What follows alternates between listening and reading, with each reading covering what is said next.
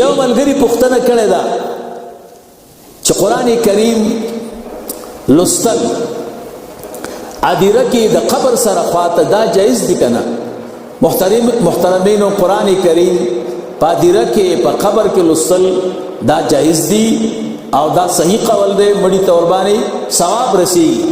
دا فتاوی عالمگیری دا اول جلد دی او صفحه دا یوسل او شپږ شپېته دی، په یوسل شپږ شپېته باندې وایي قراءة القرآن عند القبور عند محمد رحمه الله لا تکرهو ومشایخنا رحمهم الله اخذوا بقوله. قرآن کریم ادری سره قبر سره لوستل دا جایز دي. زموږ علماء د امام محمد صاحب دا مسلک دی، زموږ علماء د په قول باندې عمل کړي. اوس دا مسله چې قرآن کریم لوستل مړي ته فایده رسوي که نه؟ وهل ينتفع والمختار انه ينتفع. غوره دا ده چې قرآن کریم لوستلو سره مړي ته ثواب رسیږي، اجر رسیږي. دې متعلق ډېر روایات دي.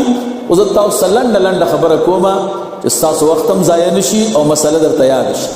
فتاوا عالمگیری اول جلد صفحه دا یوسل او شپږ شپېته.